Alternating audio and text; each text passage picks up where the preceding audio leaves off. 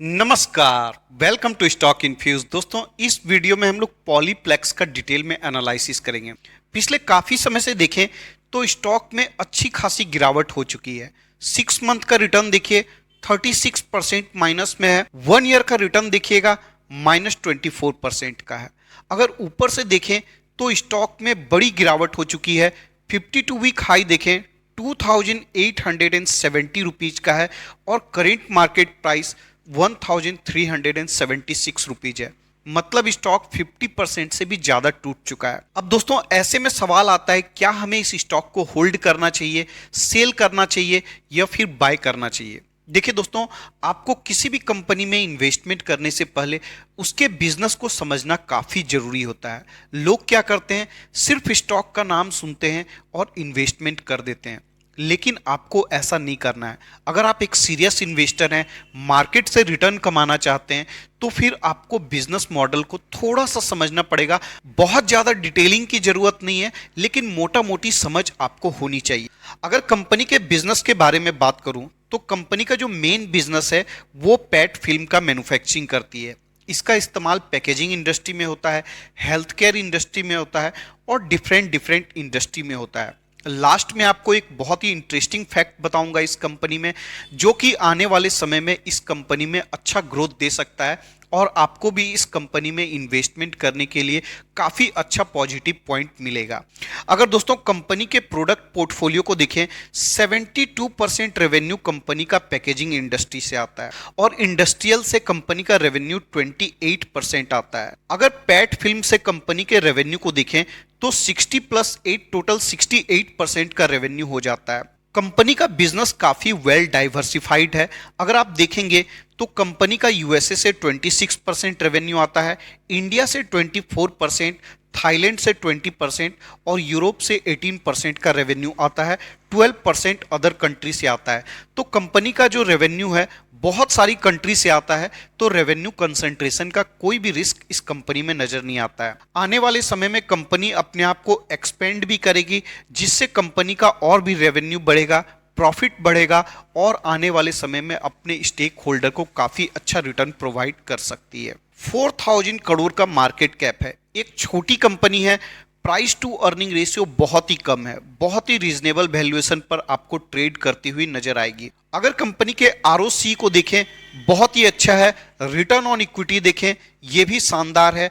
और डेट को देखें, डेट बहुत ही कम है। कंपनी के पास कैश रिजर्व काफी ज्यादा है। तो ओवरऑल कंपनी डेट फ्री भी है और कंपनी कैश रिच भी है। अब देखिए दोस्तों, कंपनी का मार्केट कैप कितना है, 4000 करोड़ का, और कंपनी के पास कैश रिजर्व कितना है, 3500 करोड़ का। तो आप समझिए पूरा कंपनी का साइज 4000 करोड़ का है और कंपनी का कैश रिजर्व 3500 करोड़ का है। तो कंपनी में रिस्क बहुत ही कम है। अगर पैग रेशियो को देखेंगे, बहुत ही रीजनेबल है, मात्र 0.35 का है। तो कंपनी पैग रेशियो के हिसाब से और प्राइस टू अर्निंग रेशियो के हिसाब से दोनों ही तरीका से कंपनी सस्ती नजर आती है।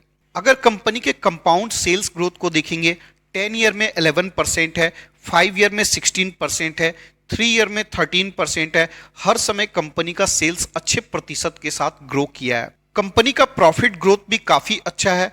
और सीएजीआर रिटर्न को देखेंगे तो सीएजीआर रिटर्न आपको 23% का 10 ईयर में नजर आएगा, 5 ईयर में 22% का, 3 ईयर में 42% का और 1 ईयर में कंपनी ने कुछ भी रिटर्न प्रोवाइड नहीं किया है।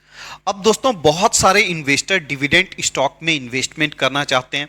ऐसे में वो कहाँ इन्वेस्टमेंट करते हैं? सरकारी कंपनी में इन्वेस्टमेंट करते हैं, वेदांता जैसी कंपनी में इन्वेस्टमेंट करते हैं, जिसके ऊपर बहुत सारा कर्ज है और वेदांता 10 साल में या 5 साल में रिटर्न को देखेंगे तो कुछ भी रिटर्न नहीं प्रोवाइड कर पाती है। ऐसे में क्या होता है, आपको छोटा मोटा डिविडेंड तो मिल जाता है, लेकिन जो आपका कैपिटल होता है वो कम हो जाता है, डेप्रिसिएट हो जाता है और आप कुछ भी मार्केट से रिटर्न नहीं कमा पाते हैं। डिविडेंड के चक्कर में आप सरकारी कंपनी में इन्वेस्टमेंट करते हैं और आपको कुछ भी रिटर्न नहीं मिलता है। लेकिन इस कंपनी का डिविडेंड देखेंगे बहुत ही ज्यादा अच्छा डिविडेंड है। 7.51% का डिविडेंड कंपनी प्रोवाइड करती है। डिविडेंड के साथ साथ कंपनी अच्छा सीएजीआर रिटर्न भी प्रोवाइड करती है।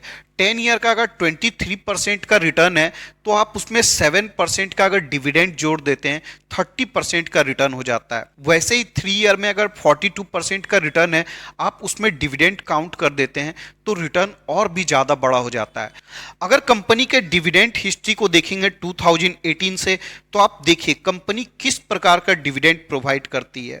एक एक साल में आपको 3-3, 4-4 बार डिविडेंड देखने को मिलेगा। और 2018 से अगर आप डिविडेंड को काउंट करिएगा तो ये टोटल डिविडेंड आपको 450 से भी ज्यादा हो जाता है। अगर 2022 में बात करें तो आप देखिए कंपनी ने कितना डिविडेंड प्रोवाइड किया है। 20 रुपीज का डिविडेंड प्रोवाइड किया है, 35, 21 और 35 रुपीज सिर्फ 22 में। अगर 21 में देखें उससे भी ज़्यादा बड़ा डिविडेंड है, 100 रुपीज का डिविडेंड है, उसके बाद 33 रुपीज का डिविडेंड है, 17 रुपीज का डिविडेंड है और 15 रुपीज का डिविडेंड है। सिर्फ 2021 में ही कंपनी ने 165 रुपीज का डिविडेंड प्रोवाइड किया है। तो काफ़ी अच्छा डिविडेंड है इस कंपनी का और रिटर्न भी काफ़ी अच्छा है। और जैसा कि मैंने बोला, आपको एक इंटरेस्टिंग फैक्ट बताता हूं इस कंपनी के बारे में। अब दोस्तों, ये कंपनी जो पैट फिल्म का मैन्युफैक्चरिंग करती है उसका इस्तेमाल ईवी बैटरी बनाने में भी होता है। जी हाँ दोस्तों, आपने सही सुना, इसका इस्तेमाल ईवी बैटरी बनाने में भी होता है। अब दोस्तों, लिथियम आयन बैटरी में पैट फिल्म का इस्तेमाल पावर डेंसिटी को कंट्रोल करने में होता है, बैटरी की सुरक्षा के लिए होती है, लाइफ बढ़ाने के लिए होती है बैटरी की, और भी डिफरेंट तरीका का यूजेज है। तो आने वाले समय में जैसे जैसे ईवी का डिमांड बढ़ेगा, इंडिया में बैटरी का मैन्युफैक्चरिंग होगा, वैसे वैसे पैट फिल्म का डिमांड बढ़ सकता है। और पैट फिल्म में ये कंपनी दुनिया की one of the market leader company में से एक है, तो इस कंपनी को अच्छा बेनिफिट मिल सकता है। अब दोस्तों, इंडिया में लिथियम का माइनिंग भी होने वाला है, तो इंडिया में अच्छी मात्रा में बैटरी भी बनेगा।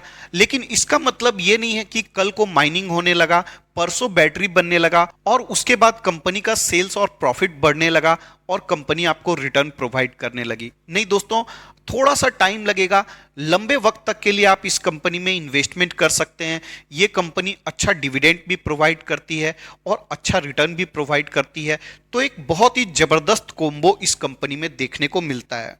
अब दोस्तों, अगर इन्वेस्टमेंट की स्ट्रेटेजी की बात करें कि आपको कौन से लेवल पर इस कंपनी में इन्वेस्टमेंट करना है, 1250 रुपीज का सपोर्ट इस कंपनी का एक बहुत ही स्ट्रॉन्ग सपोर्ट है।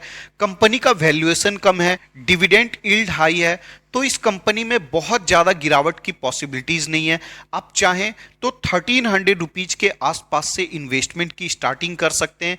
2-3 इंस्टॉलमेंट में इन्वेस्टमेंट करिएगा। अगर मार्केट सिचुएशन की वजह से स्टॉक में गिरावट होती है तो आप 1250 रुपीज के आसपास अपना नेक्स्ट इंस्टॉलमेंट लगा सकते हैं।